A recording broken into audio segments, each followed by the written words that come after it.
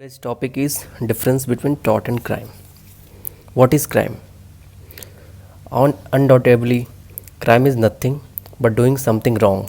Especially in this case, the impact is on society in general. There are special cases or act which are a crime under the state legal system. In case a person does any of the act, the law will take necessary decision of punishment in the court. Okay. Second, specifically, the proceeding takes place in the criminal court of law. Crimes which go against law are already set for the protection of society. For the protection of society, law is very necessary. Moreover, it keeps peace, ensuring everyone can have the right to live in a society free of crimes. So main objective is to crime free, to set up the law so that the protection of the society should be prevailed. And what is crime is an illegal act for the following reason. Firstly, crime goes against existing laws set up in the society. Second, crime affect the standard of living of the law abiding citizen who wish to live peacefully in the society. Main objective is to make society peaceful. Lastly, a crime is an intentional act contravening human fundamental rights. Now, what is tort? As already it has been defined, like tort is the term which is derived from the Latin term tortium, which means crooked. It is the wrong, civil wrong, basically, under which the compensation is paid by the wrongdoer to the aggrieved party. Okay, what is tort? Here it has been written that unlike a crime, tort is doing something wrong, hampering individual parties. In legal terms, a tort happens when negligence directly damages a person or his or her property. There are different types of torts, but all of them result injury to a private person or properties. Negligence is the most common reason for tort. When a person unintentionally harm someone, then the injured party can sue the defendant for his act. A strict liability tort becomes an issue if a private party is injured through a faulty product. Crime is wrongful which hampers the social order in the society we live in. It is okay. Like it hampers the society. Hamper the society means अवरोध पैदा करता है society में. Whereas tort hampers the individual property. Individual property को hamper करता है. Second, crime happens mostly intentionally. It is a deliberate act which people do get some unlawful benefit. Okay, tort और crime, इससे समझ सकते हैं टॉर्ट सिविल लॉ के अंदर आता है और क्राइम क्रिमिनल लॉ के अंदर. ये इंडिविजुअल पे हैम्पर करता है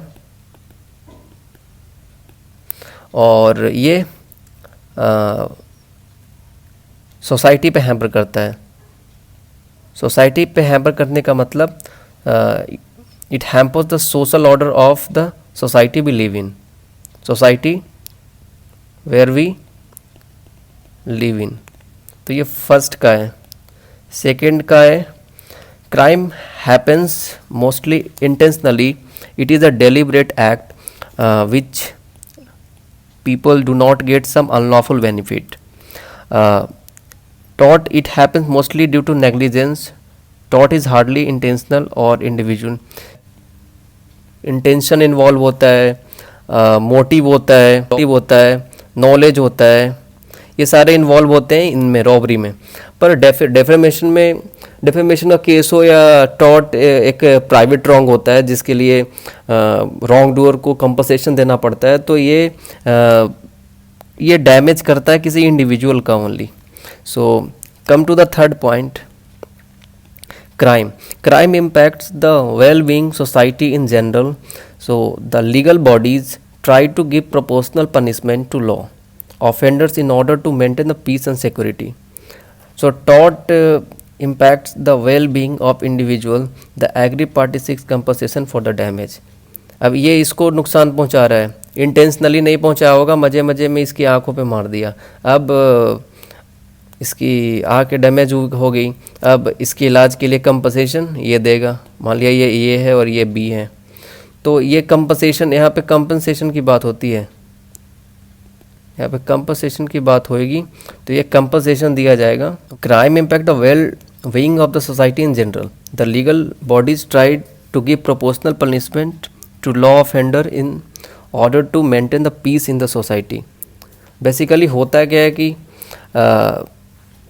impact on well being society, अब कॉन्सिक्वेंस ये होता है कि ऑफेंडर को पनिशमेंट मिलता है to maintain peace in the society, society में पीस करने के लिए.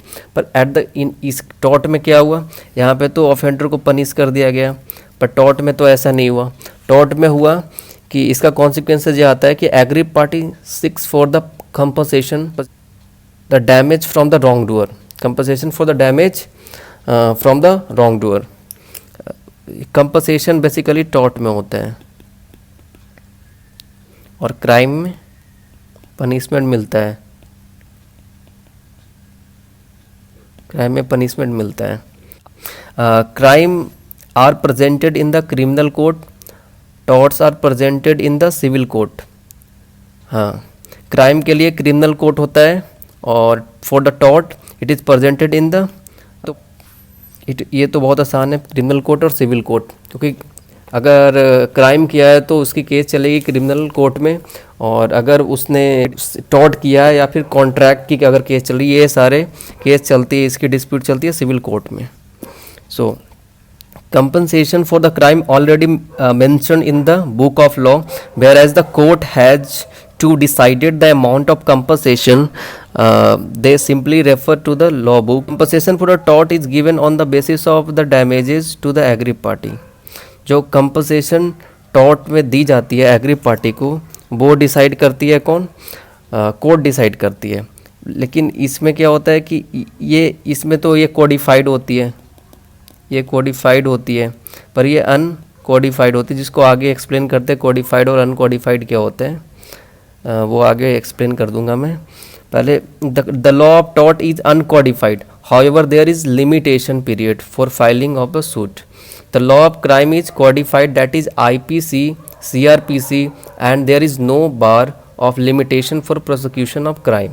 ठीक है.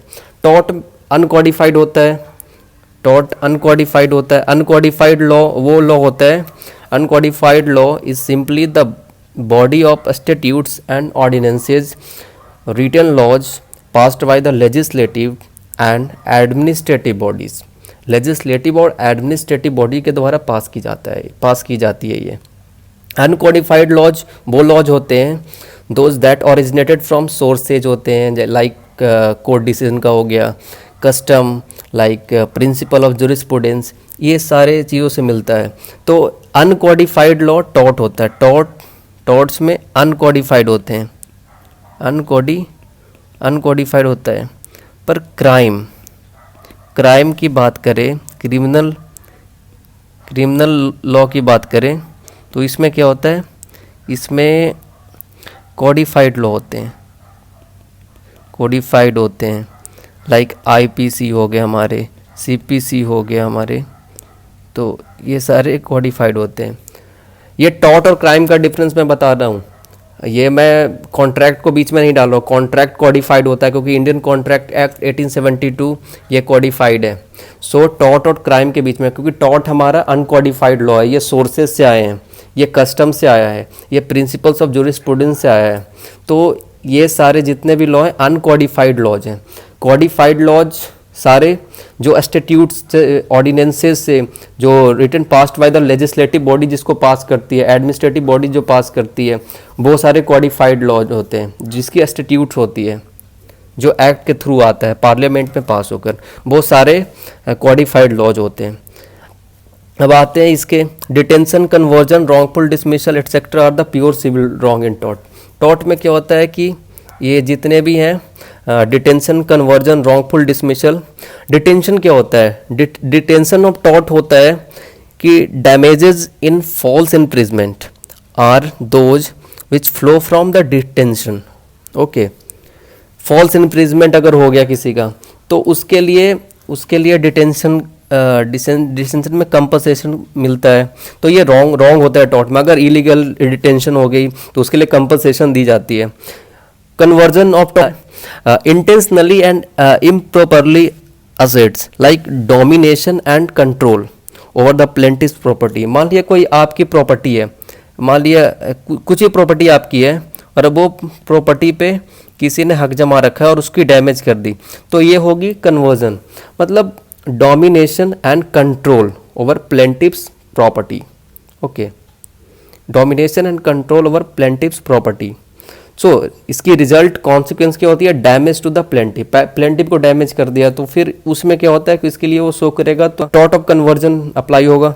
सो उसी तरीके से रॉन्गफुल डिसमिसल रॉन्ग है, टॉर्ट में एक रॉन्ग है। क्यों रॉन्ग है? wrongful dismissal occurs when an employee is terminated without cause and without adequate notice or compensation। कोई भी एम्प्लॉय ड्यूटी कर रहा ऑफिस में किसी कंपनी में, तो उसको टर्मिनेट कर दिया जाता है बिना किसी नोटिस का, प्रायर नोटिस का, और उसे निकाल भी दिया गया अचानक से, तो उसे कंपनसेशन दिलवाया जाता है कि अचानक से ऐसे किसी को रॉन्गफुल डिसमिसल नहीं किया जा सकता है। तो ये हो गया इसका। क्राइम को तो जानते हैं, डैकेटी होगी, मर्डर होगी, फ्रॉजरी हो गया, किडनैपिंग हो गया, एट्सेट्रा। किडनैपिंग बिलो 18 को अगर आप ले जाते हो तो वो किडनैपिंग में ही माना जाएगा। अगर बिलो 18 अगर आपने बिना कंसेंट का ले गया किसी को आप ले जाते हैं तो वो किडनैपिंग में मान लिया जाएगा। किडनैपिंग और एबडक्शन दोनों, एबडक्शन उसके आगे पढ़ा जाता है, तो ये सारे क्राइम में आते हैं। सो थैंक यू, आज का वीडियो यहीं तक था। Difference between tort and crime ख़त्म हो गया।